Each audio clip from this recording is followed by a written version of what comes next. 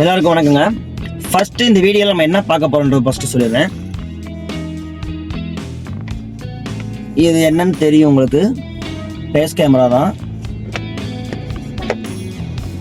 இதோட ரேட்டு இதில் தெரியுதான்னு தெரியல. ஸோ இதோட ரேட்டு உங்களுக்கு எவ்வளோன்னு தெரியும். இதை வந்து ஒருத்தர் கொடுக்க போகிறேன். ஸோ உங்களுக்காக கூட இருக்கலாம். ஸோ ஸ்கிப் பண்ணாமல் வீடியோ எண்ட் வரைக்கும் ஃபுல்லாக பாருங்கள். அதுக்கப்புறமா வந்து நேற்று நான் ஓட்டின அமௌண்ட் ஊப்பரில் சண்டே ஞாயிற்றுக்கிழமை எவ்வளோ ஓட்டினேன் அப்படின்றத இயர்னிங்ஸை வந்து சொல்ல போகிறேன். ஸோ இது ரெண்டு தாங்க. ஸோ பிடிச்சவங்க இந்த டாபிக் தான் ரெண்டு சொல்லிட்டேன். ஸோ இது பிடிச்சவங்க மட்டும் ஸ்கிப் பண்ணாமல் ஆஃப்டர் எண்ட் வரைக்கும் ஃபுல்லாக பாருங்கள். ஃபஸ்ட்டு வந்து நம்ம ராபிட்டோவில் தான் ஃபஸ்ட்டு ட்ரிப்பே எடுத்தோம்.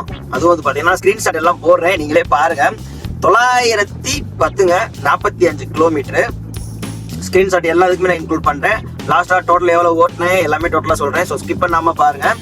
ரெண்டாவது வந்து ஊபரில் தாங்க எடுத்தேன். 30 கிலோமீட்டரு 840ங்க. அடுத்தது ஊபர் தான் 280 16 கிலோமீட்டர். எல்லாமே நான் ஸ்க்ரீன்ஷாட் போடுறேன். நேற்று நான் ஆல்ரெடி இன்ஸ்டாவில் வேறு போடுறதா சொல்லியிருந்தேன். ஸோ ரெகுலராக வந்து பார்த்தீங்கன்னா போட முடியலை என்னால். சில கஸ்டமர் பேசுறது தான் எல்லாத்தையும் சொல்ல முடியல. ஒரு சம்பவம் நடந்து போச்சுங்க, அதனால தான் போட முடியல, வீடியோ என்னால் எடுக்க முடியல.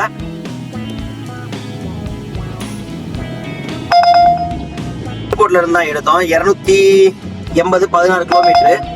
ஸோ அங்கேருந்து அப்படியே சிஎன்ஜி ஃபுல் பண்ணலான்ட்டு எம்டி டெஸ்ட்டே போயாச்சு, வேறு வழி இல்லாமல். அந்த கஸ்டமர் தான் கொஞ்சம் ஒரு மாதிரியாக பேசினார். அதாவது எல்லாம் உங்களுக்கு வந்து டிரைவரும், அதாவது எனக்கு முன்னாடி எடுத்தாங்க பார்த்தீங்கன்னா, அந்த டிரைவர் வந்து 100 ரூபா எக்ஸ்ட்ரா கேட்டாராம்.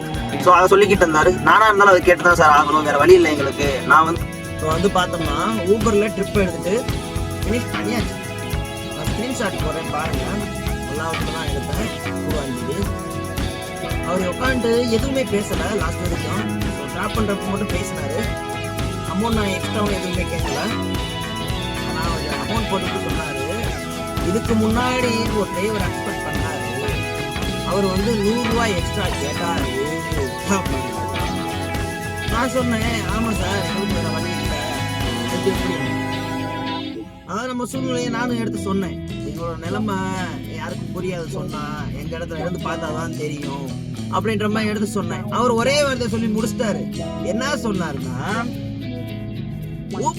ஊபர்ல இப்ப என்னமோ ஊரே சொன்னாரு, பெங்களூர்ல இந்த பிரச்சனையே இல்லை அப்படின்னாரு. நான் ஒரே வார்த்தை சொன்னேன், பெங்களூர்ல வந்து ரேட் வந்து அதுலயே கூட பிக்சடா போட்டான். ஸோ அதனால அங்க பிரச்சனை இல்லை, எங்களுக்கு அப்படி கிடையாது அப்படி. அப்போ ஊபர்ல நீங்க கேட்கணும். ஸோ ஊபரை வந்து அவன் பில்ல காமிக்க சொல்லுங்க, நாங்க எவ்வளவு நாள் நாங்க கொடுக்கத்தானே போறோம் அப்படின்னு முடிச்சிட்டாப்ல. அவர்கிட்ட நம்ம என்னத்த பேசி என்னத்த புரிய வைக்கிறது? இந்த இப்போ இங்கேருந்து நான் எம்டி அடிச்சு தான் போகணும், இல்லை இங்கேயே உட்காந்து கிடக்கணும். இதெல்லாம் வந்து நிறைய பேத்துக்கு தெரியாது, தெரியாம பேசுறாங்க. நானும் அவர் பார்த்தா டீசெண்டா இருக்காரு, நல்லா படிச்ச ஒரு மாதிரி ஆள், நீட்டா நல்லா தான் இருக்காரு. ஆனா இந்த மாதிரி இருக்கிறவங்க பேசுற பார்த்தா நமக்கு உள்ள ஒரு மாதிரியா எரியுது. நான் நீங்கெல்லாம் என்னத்த சொல்ற, நம்ம வஞ்சா வையவும் கூடாது. கஸ்டமரு எல்லா டைமும் வந்து அவர் சொல்றதும் ஒரு சைடு நியாயமா பட்டுச்சு. எல்லா டைமும் நாங்கள் 100 50 எங்களால் எக்ஸ்ட்ரா கொடுக்க முடியுமா, அந்த பாயிண்ட் கொஞ்சம் பிடிச்சிருச்சு. அந்த மாதிரி பொறுமையா பேசுனதுனால நான் விட்டுட்டேன். கொஞ்சம் இதாக பேசியிருந்தாலும் நான் ஏதாவது கொஞ்சம் அதிகமாகவே பேசியிருப்பேன். ஸோ ரைட்டு, என்ன பண்ணுறது, அப்படியே போவோம் அப்படின்ட்டு. ஸோ இப்போ எம்டி அடிச்சுட்டு தான் போய்கிட்டு இருக்கேன். நீங்கள் வெயிட் பண்ணாலும் வெயிட் பண்ணியிருக்கலாம். ஸோ அப்படியே மகேந்திரா சிட்டிக்கு போனோம்னா ஒரு 1000 ரூபாய்க்கு குறையாம எடுக்கலாம், ஒரு நம்பிக்கை. ஸோ அதனால மெதுவாக விட்டுக்கிட்டே போகலாம். என்ன சாப்பிடல மதிய சாப்பாடு. இப்பயே டைம் வந்து பார்த்தீங்கன்னா 2:30 ஆயிடுச்சு. போகிற வெளில ஏதாவது தயிர் சாதமோ சாம்பார் சாதமோ வாங்கி வண்டியில் போட்டு மகேந்திரா சிட்டியில் போய் சாப்பிட்டுக்க வேண்டியதான். பார்க்கலாம். விஐபி மாதிரி தான் இருந்தாரு. ஆனா அவர் ரொம்ப பேச ஆரம்பிச்சிட்டார். நான் எதுக்கு தேவையா, நமக்கு புரியாதவங்க தட்டி விட்டு போங்கன்னு சொல்லியிருக்கேன், அந்த மாதிரி தான். ஸோ அவர் பேசுறதா நியாயன்ற மாதிரி ஏன் கஸ்டமர்கிட்ட கேட்குறீங்க வைக்கிறீங்க அப்படின்ற மாதிரிலாம் பேசினாரு. என்னத்த சொல்ல, புரியாது லாஸ்ட் வரைக்கும். இப்போ அங்கே பெங்களூர்னா அங்கே உள்ள டிராஃபிக்கே அவன் வந்து அங்கே உள்ளது மாதிரி கிலோமீட்டருக்கு எவ்வளோ நிர்ணயம் பண்ணிட்டாங்க போல. ஸோ அதை பற்றி நமக்கு ஃபுல் டீட்டெயில் தெரியல. இங்கே வந்து கிலோமீட்டருக்கு உண்டான காசுவே கொடுக்க மாட்டேன்றாங்க. அதுவே சண்டை போட்டு நம்மளாம் நிறைய பேர் வந்து எக்ஸ்ட்ரா ஃபோன் போட்டு கேட்குறோம் பார்த்தீங்களா, அது நம்மளோட காசை தான் நம்ம கேட்குறோம், பிச்சை எடுக்கிறோம். அது கொடுக்கறது கூட ஒரு சில கஸ்டமருக்கு. எல்லா பேரும் அப்படி சொல்லலைங்க, தயவுசெய்து தப்பாக நினச்சிக்கிறாதீங்க. இப்போ நான் எதில் இருந்து விட்டேன்றது யாவும் இல்லையே. 280 16 கிலோமீட்டர் ஸ்கிரீன்ஷாட் போடுறேன். அடுத்ததாக வந்து பார்த்தீங்கன்னா 820 44 கிலோமீட்டர் ஸ்கிரீன்ஷாட் போடுறேன் பாருங்கமே. திரும்ப நாவலூர்ல இருந்து ரிட்டர்ன் நான் அப்படியே மகேந்திரா சிட்டி தான் வர்றேன். அது 820க்கு போறேன், 800க்கு வர்றேன். 48 கிலோமீட்டர். ஆனா எக்ஸ்ட்ரா வந்து 300 ரூபா பே பண்ணாங்க அவங்க. அப்புறம் 1100 ரூபா மட்டும். அதுக்கப்புறமா வந்து மகேந்திரா சிட்டிலேயே வந்து அங்க போய் நைட் இடத்துல ரொம்ப லேட் ஆயிடுச்சு, ட்ரிப் விழுகல. ஸோ சின்ன ட்ரிப் வந்து 125 ரூபா, அது மட்டும் ஒரு 2 கிலோமீட்டர் ஓட்டினேன். அடுத்ததாக வந்து கொஞ்சம் நேரத்தில் அப்படியே வந்து ரேபிட் வழி விழுந்துச்சு, 860 ரூபா, 48 கிலோமீட்டர் விழுந்துச்சு. ஸோ அப்படியே பறந்து வந்துட்டேன் நான்.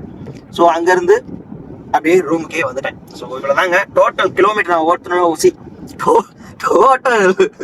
டோட்டல் கிலோமீட்டர் நான் ஓட்டுனது வந்து 233 கிலோமீட்டர். அமௌண்ட் வந்து பார்த்தோம்னா 4600 சம்திங் ஏதோ வந்துச்சு. அவங்க ஒரு 300 ரூபா எக்ஸ்ட்ரா கொடுத்தாங்க பார்த்தீங்கன்னா, அதை அப்படியே கால்குலேட் பண்ணிக்கோங்க. ஸோ 5000 ரவுண்டாக போட்டுக்கலாம். நான் அதை வந்து சிஎன்ஜி போட்டுட்டு தான் வந்து ஸ்டார்ட் பண்ணேன். அடுத்து வந்து ஒரு டே சிஎன்ஜி ஃபுல் பண்ண நினைக்கிறேன். டோட்டல் 2 டைம் நினைக்கிறேன் ஃபுல் பண்ணது. அது போக எனக்கு ஒரு 3 கோடி 4 கோடி இருந்துச்சு. ஸோ இப்போ மேட்ருக்கு வாடா அடுத்த டாபிக் அப்படின்னு இருப்பீங்க.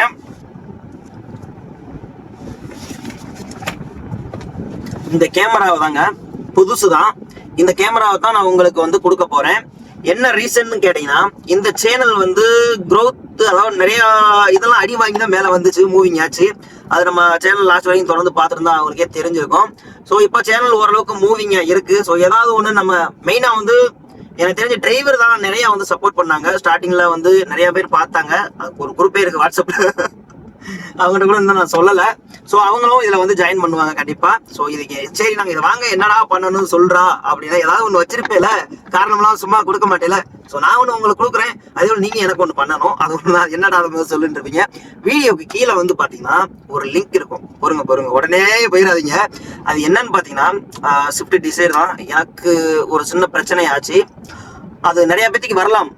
அந்த இடத்துல யாரும் கன்ஃபியூஸ் ஆகிடக்கூடாது. அதனால தான் சொல்றேன், எல்லா டிரைவரும் அந்த வீடியோ போய் பார்க்கணும். எனக்கு வந்து வேற யாருக்குமே நடக்கக்கூடாது. அதுக்காக தாங்க சொல்றேன். இப்போ போய் அந்த லிங்கை கிளிக் பண்ணி உள்ள போய் பாருங்க.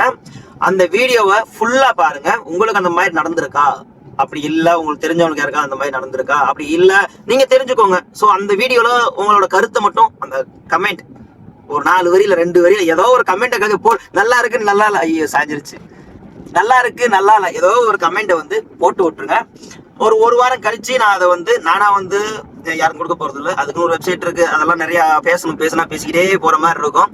நான் வந்து அதுக்கும் ஒரு வீடியோ யாரும் வந்து சூஸ் பண்ணிருக்கோன்றத அதுக்கும் ஒரு வீடியோ நான் அப்லோட் பண்றேன். ஸோ ஒரு வாரம் கேப் இருக்கு. முடிஞ்ச அளவு உங்களுடைய நண்பர்களுக்கு ஷேர் பண்ணுங்க. பிடிச்சா பண்ணுங்க, இல்லைன்னா வேணாம். இதோட மதிப்பு வந்து நிறைய பேருக்கு தெரியும் நினைக்கிறேன். இதுல போட்டுக்க ரேட் வந்து 6000 சம்திங் போட்டிருக்குங்க.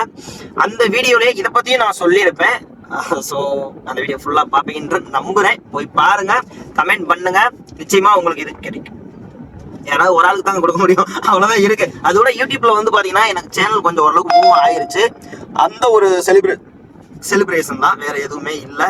எனக்கு இந்த கேமரா வந்து பாத்தீங்கன்னா வீடியோல ஃபிட் பண்றதெல்லாம் அந்த வீடியோலயே நான் சொல்லியிருப்பேன். அதுலயே பாருங்க, என்ன ரேட்டுன்னு நான் சொல்லியிருப்பேன். பாய்.